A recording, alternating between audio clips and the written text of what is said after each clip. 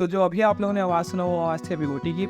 ये आवाज़ को मैंने चुपके से रिकॉर्ड कर लिया था जब मैंने पहली बार सिटीजन सेक्शन देखने गया था। तो हेलो एवरीवन, मेरा नाम भूपेंद्र जायसवाल है। मैं second year MBBS student PTJ medical college Raipur से। तो आज मैं आप लोगों को बताया जा रहा हूँ मैं ऑप्स एंड यानी क्लिनिकल पोस्टिंग के एक्सपीरियंस के बारे में। इससे पहले मैंने मेडिसिन और सर्जरी के बारे में भी वीडियोस बना चुकी हैं, तो उसको आप जाके देख सकते हैं। तो चलिए शुरू करते हैं। तो जो ऑप्स एंड मेडिकल हमारा जो पोस्टिंग था वो करीबन 1 महीने चला, जिसमें हमने लोगों ने बहुत सारी चीज़ें सीखी।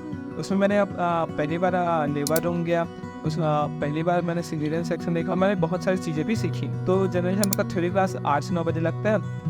उसके बाद 9:30 से 12 बजे तक हमारा क्लिनिकल पोस्टिंग का टाइम रहता है। तो उस टाइम हमको क्लिनिकल पोस्टिंग रहता है। तो जब हम लोग ऑप्शन गाइनी में जाते थे तो वो ऑप्शन गाइनी पोस्टिंग का एक्सपीरियंस मेडिसिन और सर्जरी से बहुत अलग है। ऑप्शन गाइनी नाम से ही पता चलता है कि वो फीमेल डोमिनेंट डिपार्टमेंट है।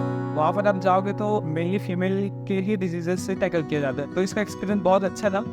तो हम लोग जाते थे, हम लोग केस लेते थे, और जब केस लेने का भी जो तरीका होता था ऑप्शन गाइनी में वो बहुत अलग रहता था एज़ कम्पेयर टू हम देखें मेडिसिन और सर्जरी से। जिसकी मेडिसिन में जनरली पेशेंट का इन्फॉर्मेशन रहता था, फिर चीफ कंप्लेंट्स रहती थी, फिर उसका हिस्ट्री ऑफ प्रेजेंटिंग ईयर्स रहता था, उसके बाद बाकी जो भी हिस्ट्री रहती थी पर्सनल हिस्ट्री जो में, और सर्जरी में भी लगभग सेम थी।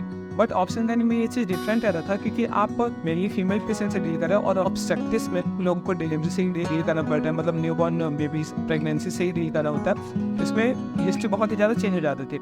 इसमें हम लोगों को एडिशनल कुछ चीज़ें पूछनी पड़ती थी, जैसे कि ग्रेविडा है, पैरिटी है, लाइफ बर्थ, स्टिल बर्थ, पहले कभी अबॉर्शन हुआ है कि नहीं, ये सभी चीज़ें हम लोग को एक्स्ट्रा पूछना होता था। और इसमें मेनली फीमेल्स का जो मेंस्ट्रुअल हिस्ट्री है वो बहुत ही ज़्यादा इंपॉर्टेंट रहता है। जो हम लोग हिस्ट्री लेते थे वो हम लोग मेनली ऑब्स्टेट्रिक्स का ही हिस्ट्री लेते थे, हम लोग गायनिक का हिस्ट्री नहीं लेते थे क्योंकि यूजी लेवल पे ऑब्स्टेट्रिक हिस्ट्री ही ज़्यादा इंपॉर्टेंट है as compare to gynaec history.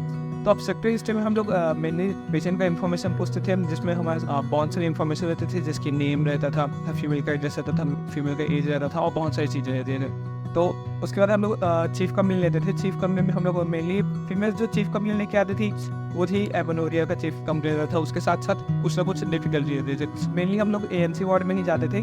Option gynae में मेनली 2 वार्ड्स होते हैं, एक होते हैं एएनसी वार्ड, एक होता है पीएनसी वार्ड। एएनसी वार्ड मतलब होता है एंटीनेटल केयर वार्ड, जिसमें आप बच्चे की डिलीवरी होने से पहले फीमेल्स को जहाँ रखा जाता है उसको एएनसी वार्ड बोला जाता है, और डिलीवरी होने के बाद जहाँ फीमेल्स को रखा जाता है उसको बोलते हैं पीएनसी वार्ड। तो उसके बाद चीफ कम्प्लेन तो मेनली वही आती थी कि एमोनिया से डेस, और उसके बाद एमोनिया के साथ और कुछ कम्प्लेन आ रहे थे, जैसे अब्डोमिनल पेन, क्योंकि अगर लेबर आ चुकी है। तो उसके बाद हम लोग को हिस्ट्री ऑफ प्रेजेंट इलनेस पूछा होता था कि एमोनिया कैसा था, क्या था, उनका मेंस्ट्रुअल हिस्ट्री कैसा था, और जो भी उनका चीफ कम्प्लेन रहता था, जिसकी कई बार वेजाइनल डिस्चार्ज हो जाता है, कई बार अब्डोमिनल पेन रहता है, तो पेन के बारे में तो पेन को पूरा डिस्क्राइब करना होता है। उसके बाद हम लोग को ऑब्स्ट्रक्टिव स्कोर लिखना होता था। ऑब्स्ट्रक्टिव स्कोर के अंदर आता था अपना gravida, parity, life birth, abortion and still birth.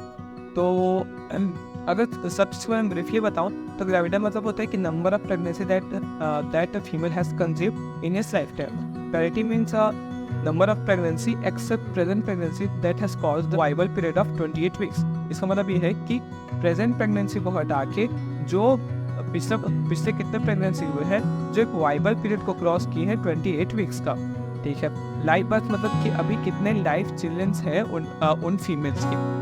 और अबॉर्शन मीन्स तो आप समझ जाते हैं कि अगर 20 वीक से पहले अगर यूट्रस के अंदर ही बेबी का डेथ हो गया तो उसको इंट्रा यूट्राइन अबॉर्शन बोलेंगे, और 20 वीक्स के बाद अगर हुआ तो इंट्रा यूट्राइन डेथ बोलेंगे। स्टिल बर्थ होता है कि बेबी के डिलीवरी के टाइम अगर बेबी की डेथ हो जाती है तो उसको स्टिल बर्थ बोलते हैं। तो हम लोगों को ये सब चीज़ लिखना होता था। फीमेल्स में मेंस्ट्रुअल हिस्ट्री मोस्ट इंपॉर्टेंट चीज़ है क्योंकि उनका मेंस्ट्रुअल हिस्ट्री से ही हम लोग बहुत सारी चीज़ें हम लोग एसेस कर पाते हैं। उसके बाद बाकी नॉर्मल चलता था। हाँ, जो एक जो ग्रेविडा है उसको हम लोग को एक्सप्लेन करना पड़ता था, जिसकी अगर ये फीमेल का 3rd टाइम प्रेगनेंसी है तो अपन को हर चीज़ नोट करना पड़ता था कि जीवन ग्रेविडा मतलब पहले pregnancy, second pregnancy, third pregnancy, तीनों का एक प्रॉपर डिटेल लेना होता था।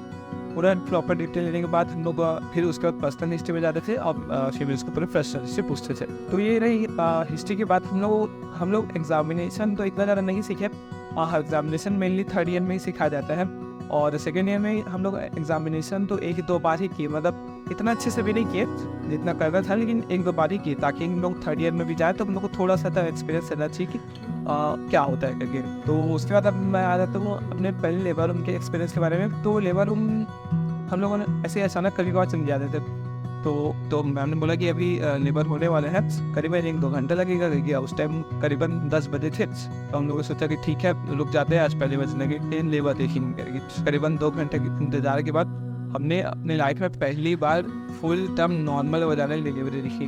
वो एक्सपीरियंस थोड़ा अजीब था और थोड़ा अच्छा था और थोड़ा रोमांचक था, क्योंकि लेबर के बारे में हमेशा लेबर और डिलीवरी के बारे में हमेशा सिर्फ सुने होते हैं, लेकिन देखने का एक्सपीरियंस बहुत ही अलग होता है। और उसके बाद मेरा किस्मत भी अच्छा था कि एक दिन ऐसा भी आया कि जब मेरे को पहली बार सीजनल सेक्शन देखने को मिला। ये चीज़ का एक्सपीरियंस बहुत अच्छा था। इसका भी अगर मैं कहानी बताऊँ तो एक दिन सेम ऐसे ही हुआ था। मैम पढ़ा रही थी, तो फिर उनका उस दिन OT डे था। तो फिर मैम ने बोला कि चलो आज मेरा OT है, तो मैं OT ही दिखाती हूँ। तो उसके बाद हम लोग खुश हुए और फिर चले गए। फिर जाने के बाद हम लोगों ने पहली बार अपनी ज़िंदगी में OT देखा। तो जो आप लोगों ने जो शुरू में साउंड सुना था, वो साउंड उसी समय का है जब मैंने पहली बार OT देखा था।